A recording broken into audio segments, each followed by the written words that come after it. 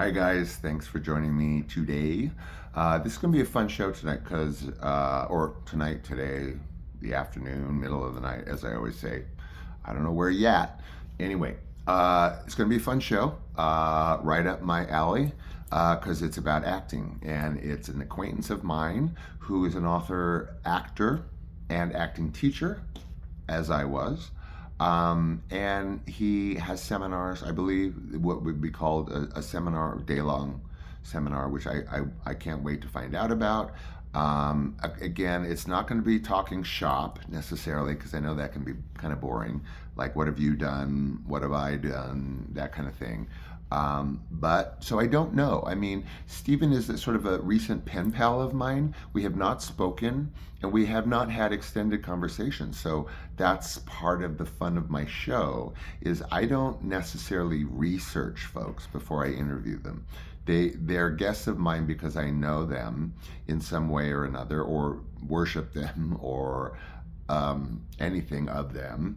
And so I either pursue it, or I rekindle it, or I bring it up with the person about my show and guesting on my show and all that kind of thing. Because the interviews are fun. I hope they're fun for you. They're fun for me.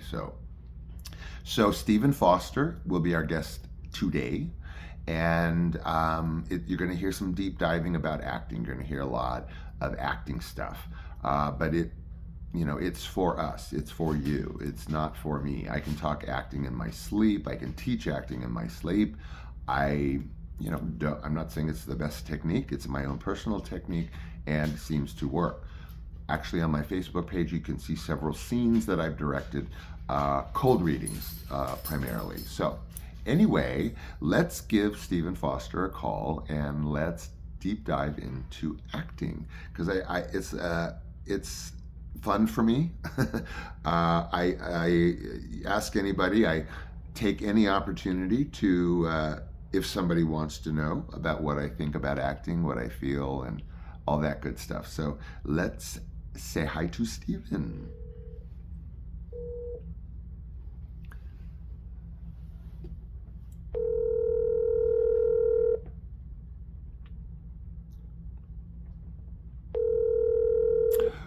Here he comes.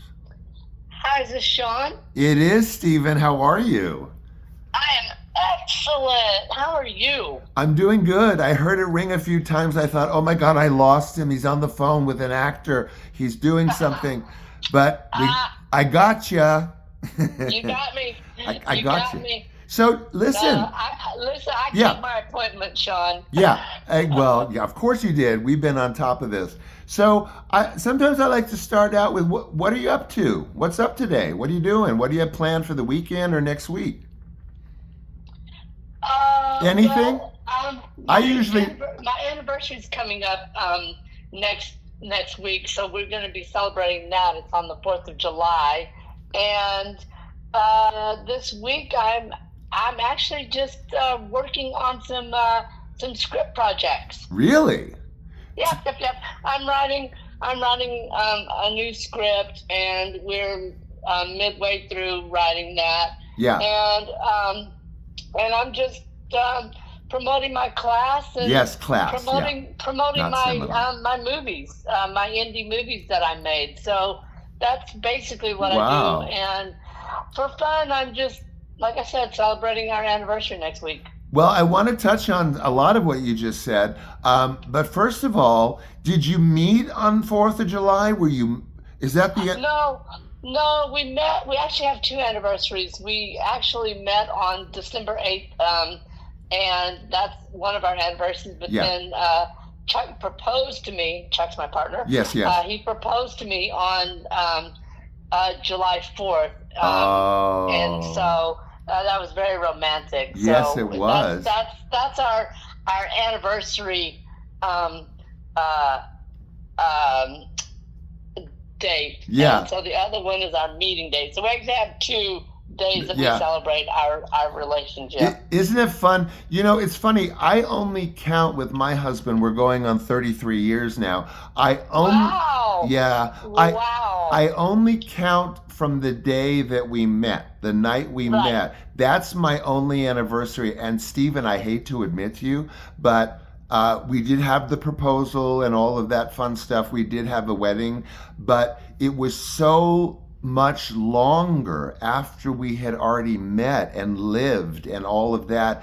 I don't even know, Stephen, quite what my marriage date was, but we won't go there. Oh my God. I know. It's terrible. I know. I can give you the exact time that we first met, but as far as I'm off within a day.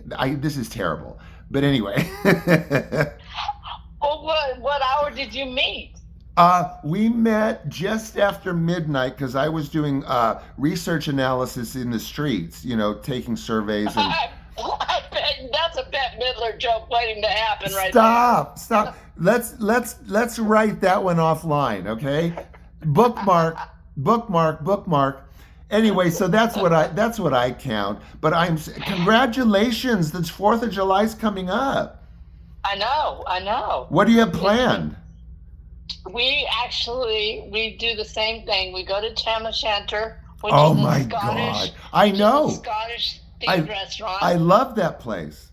And we have prime rib, and then we just kind of chill out and maybe watch the fireworks from. I live in the Hollywood Hills, and Yes. we watch the fireworks from our window. Yes. That's fantastic. Well, congratulations and all Thank my you. best to the both of you and to your partner. Ours isn't coming up until next April, so, whatever. That's a long way away, but that'll be our 33rd year. But Congratulations, thank you. 33 years. Yeah. My God, I think we're 25. Yeah, we're 25. hey, listen, 25, 33, can you believe we made it this far? Oh, I can't believe I actually lived beyond my 30s. So Well, yeah. So I know. I was Were a you one? young kid. Were you one of those kids like I was where like 35 seemed so far away from elementary school that it was sort of like, God, if I'm lucky enough to live to 35, what? Yes, I was, because I was I was born 3 months premature. Oh. So I was a very sickly, small Oh. child.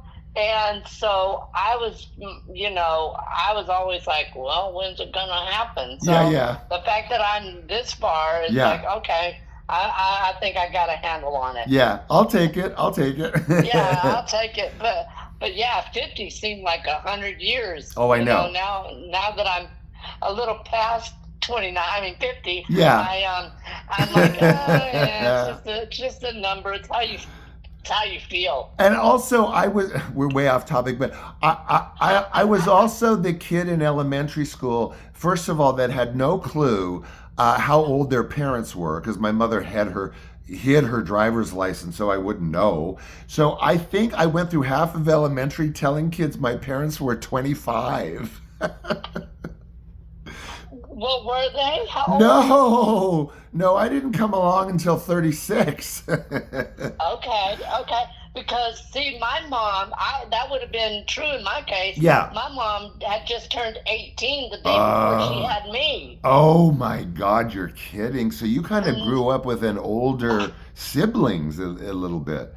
Kind of, yeah. My Wow. mom was very much like she was our mom, but she was definitely like a kid. Yeah. And, How fun. So, That's cool. yeah, she had me, and then she had my sister 13 months after, so we were almost like Irish twins. Wow, my that's sister great. and I. That's So great. she had 2 kids by the time she was 20. So Good Lord. Well, you had each other, and that's awesome. You had a sister that was so close in age. You know what I mean?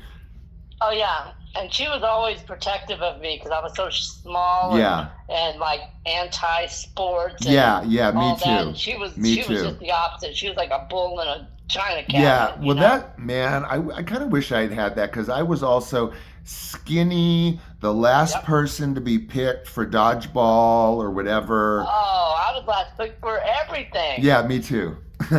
In fact, PE to me was like a nightmare, and the concept that in big public schools after PE kids went to like shower and change and whatever, that is the lower depths of hell for me at 12.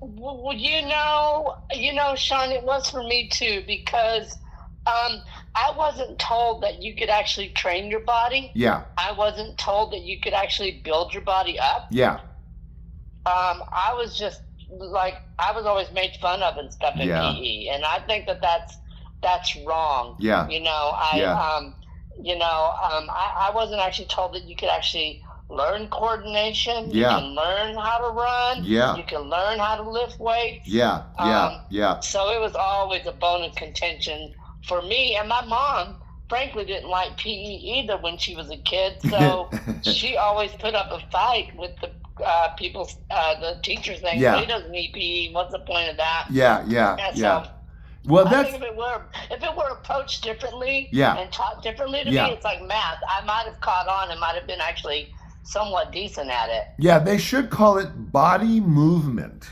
don't you think? That's right. Yes. They should call it body, Body movement movement. and body strengthening. Yes. Something other than physical education. Yes. Because they didn't teach you anything except run around the track and line up for dodgeball and pray you don't get your head whacked off. There you go. That big rubbery maroon colored ball. Remember?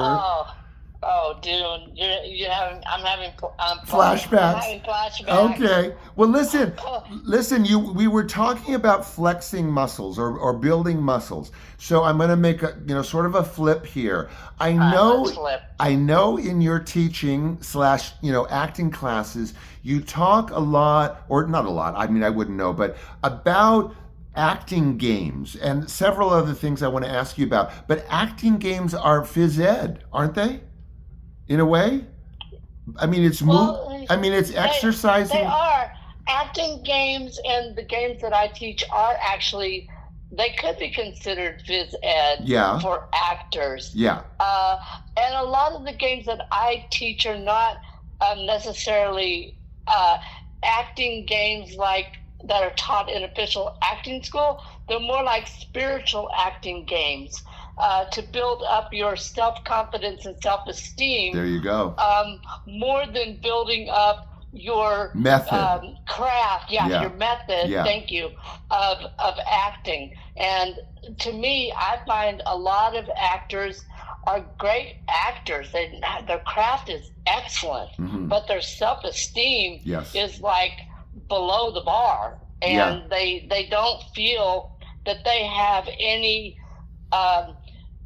they feel that they don't have any reason beyond just getting a gig Yeah. or being perfect Yeah. at Yeah. an audition, Yeah. that they don't have the self-esteem enough to go, my acting is a craft and it's Yeah. something I've worked hard at, Yeah. and thus I deserve wonderful things from it. Yes, correct.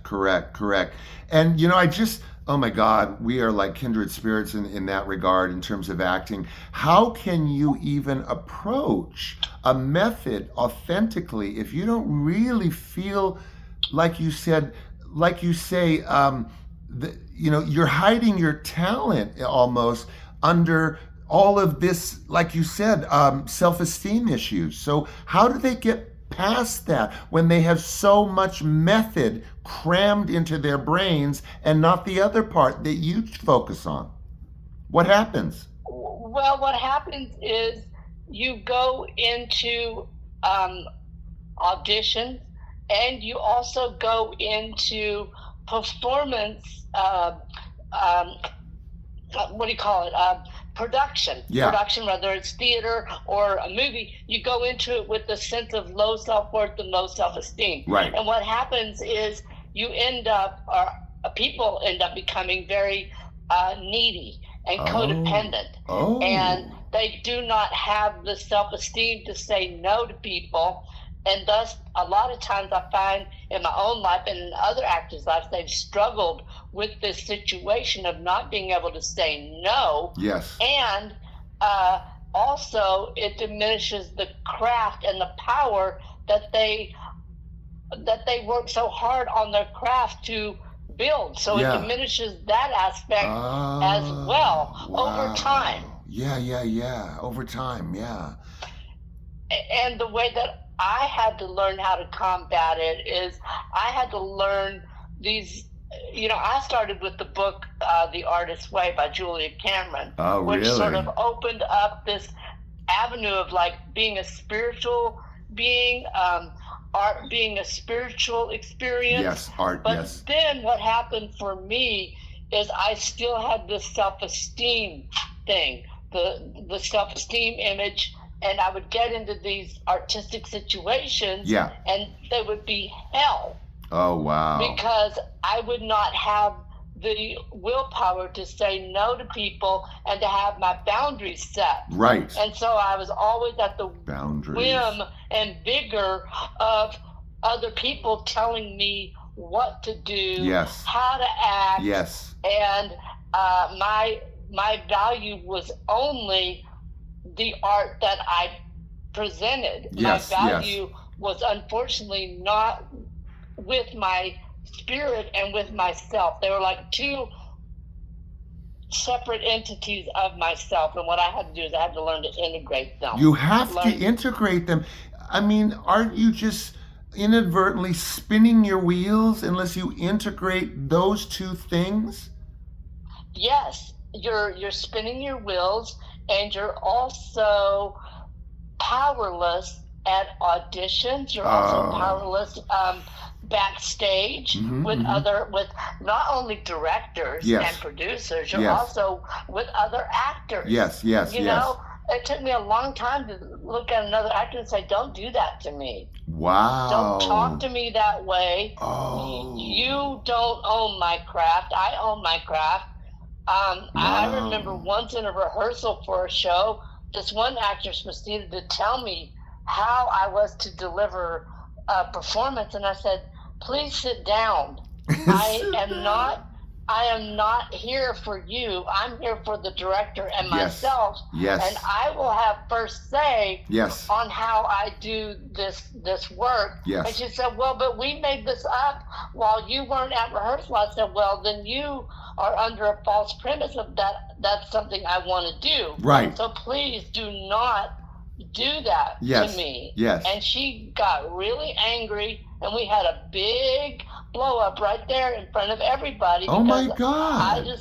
I just said, "You know what? I know everyone else here is intimidated by you because you're pretty and you talk a good game. I'm not intimidated by you. And please sit down." And and it was very challenging, but I think sometimes as an artist you do have to be challenging to other people. Yes. If they're impeding your progress. Correct. And like you said, you need to own your craft on a personal level, correct? On an absolute personal level. Yes. Your acting should be your gold mine.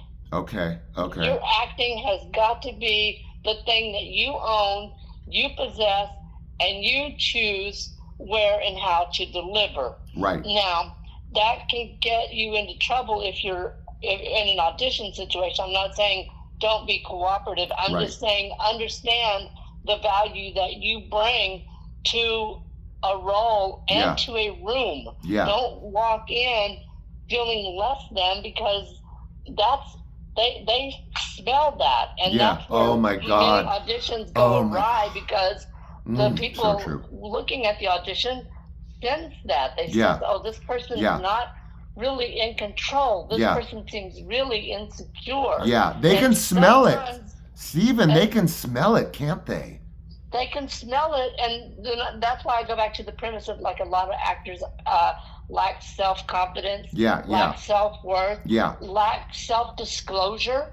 They want to tell the auditioner everything about their lives. Yes. They don't know how to hold their own with what they reveal to people. Yeah. And that's why in what I teach, what I have been teaching, since I wrote my book, it's learning the craft of acting, also learning how to possess yourself in the craft of acting, and learning that you have value. Yes. Yes. For what you bring, Yes. and you also have value for who you are. And if you value, first of all, who you are as an artist and as a person, to me, they're both the same. The art and the person are the same. Yes. And if you value that, then you have a good chance of not being sabotaged so much all the time. Yes, yes. That old bromide, which I think has some merit, you tell me, I always found it in my teaching, although it's kind of platitudinous, but you may be in competition.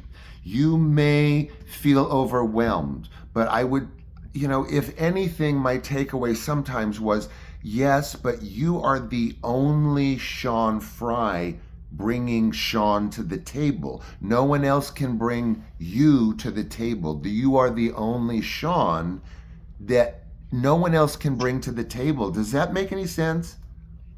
Well, Sean, that is the absolute crux of my new teaching of the hero journey. Okay. Yeah, the hero journey. Yes. Because I feel that a lot of actors do not own their lives. They don't own themselves. Right. And so what they're giving at an audition, and even mostly at auditions, I will say. Yeah. What they're giving is, what does the casting director want? Yes. Am I doing a good job? Yes. Did I do a perfect reading of that copy? Yes. Did I say every line right? Did I memorize the copy 100%? Right. It's all based on not knowing who they are, not honoring their hero within. Yes. Which the hero to me is knowing exactly what you're great at. And as Lucille Ball said, knowing what you're not great at. Really? Too. Really? Yes. I didn't know that. You got to know what you're weak. You got to know what you're not great at. Okay, good. I like mean, that. How many auditions do we go on where the character's not good for us? The whole setting's not good for us. Right. And we just kind of trudge along and go, I just want to get the job. I just want to get the job. Yeah. Well, you're not supposed to get every job. Yeah. You know? Yeah. How many auditions did I go on in my life where I had to sing? I'm not a great singer. Yep. I know that. Yep. I shouldn't even be in that same category. It's so true, Stephen. I got to jump in and tell you what you're saying resonates so profoundly, because you would think after E.T., and then we'll make it not about me, but you would think after E.T., and I've mentioned this before, the pretty, brainy, whatever.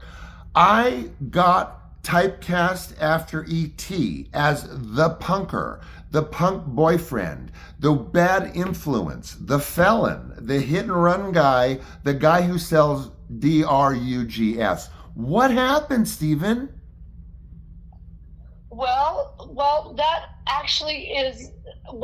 is actually two things. What? It's actually, Hollywood is a gold rush industry. Yes. To quote William Goldman, people only see the gold rush. Yes. They only see what they can sell. Yes. So what happens in the case of like E.T. and you get typecast, well, that's all they see you as, unless you can pull it out and do something different. Right. And that's the problem with kid actors and people on sitcoms. Yep. Is they get stuck in that awful situation. Look at Megan Mullally. Yeah. She can't do anything except for that Karen Walker No, character. true. And no one's interested. No. And they can't sell it. Yeah, exactly. In fact, I just had a show you might want to take a peek at on my channel about Philip McKeon, because Philip McKeon from Alice and I did an episode together and we were very tight in our own way. That kid was so identified with Alice's son, Philip couldn't get arrested after Alice. Well, and the reason he couldn't is because they all wanted him to be that character. Yeah. And I did a web series with Allison Angren Yes. from Little House on the Prairie. She called Correct. Nellie Olson. Yeah. And she told me, we sat for hours, and she said, all I would get called in is the bitchy, Oh, mean, wow. teenager. Yep. Even well beyond after the series was canceled. Yeah. And she goes, I don't understand. There's just a character I played. Yeah. And I'll tell you something, Sean. What? She's the sweetest person I've ever worked with and most generous in my life. And I'll bet you she was never considered by any casting director as a leading lady, was she?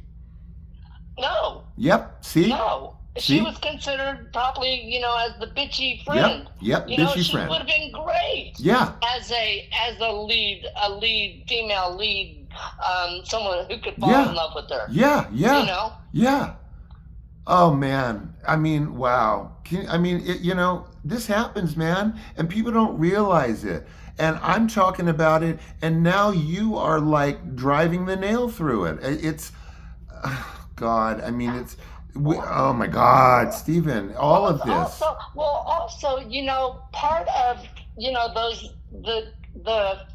the typecasting, it's also a little bit of what I would call your vein of gold. It's something you're great at too. Yeah. And that is something that, if you're not afraid of being typecast, you can go with it. Okay.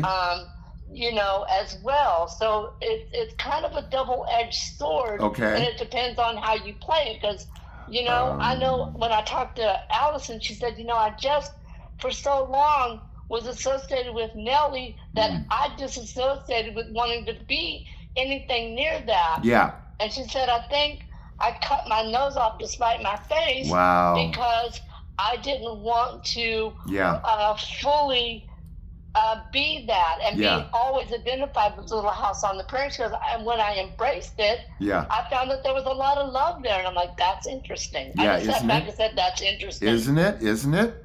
Yes. Because there is a disconnect when you're really great at something. Yeah.